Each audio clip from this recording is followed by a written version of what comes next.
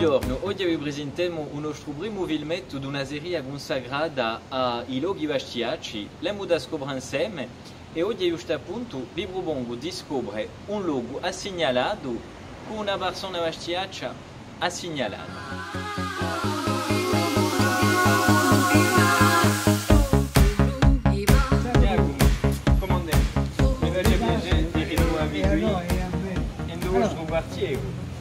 È a Fontana Nuova. Fontana Nuova. Fontana Nuova, si chiama Fontana Nuova, Fontana di Nuova o di Udelfino. Di Delfino. Hai visto che c'è una placca? C'è una placca di assai antica, giusto appunto. Allora, qui in questa piazzetta c'erano parecchi casali, che non ci sono più, c'era le pizzerie dei miei parenti qui. Accanto c'era la Casa Parata. La Casa Parata era un casale che era stato bombardato e dunque come era stato bombardato era diviso in tanti. Quali erano i limiti di Fontana Nuova? Qua su, sopra Fontana Nuova si raggiunge attraverso che c'è come tutte le nuove o garruglio di Gio.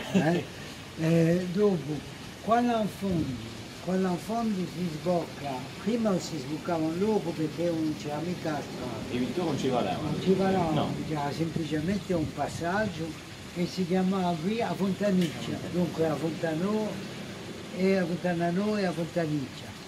E giù c'era dunque, come dice sempre, Carroggio Napoleone, e di noi terrazze e qua io a Marina.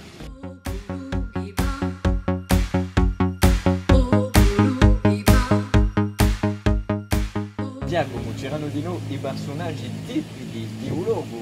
Mi viene in mente un personaggio che ho messo anche in letteratura e che era una signora. Quindi si diceva che era una signora. Ma infatti non era tanto signora, ma io, allora parlava e noi abitiamo, guardavamo di parlare, perché parlare per ella era un spettacolo. Ce la immaginava una persona in suo garruglio di miseria, quantunque, questa persona era vestita in taffetà che luccicava.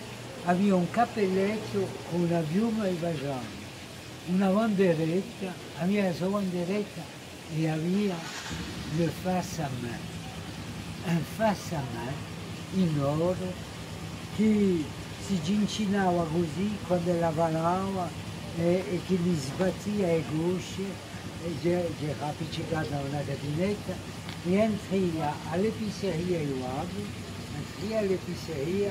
e diceva, monsieur Thiers, avez-vous reçu le Gruyère? La polizia di sì. E allora pisava uelo, non stava mai, e quella, forse non mai mica inglese, caso unghia, si tagliava una garotta così e tastava ormai. A me mi veniva un'angoscia. Giacomo, voglio ringraziare assai di essere venuti a raccontarci appena di vostra gioventù e del vostro quartiere. A ringraziare. A presto, a presto.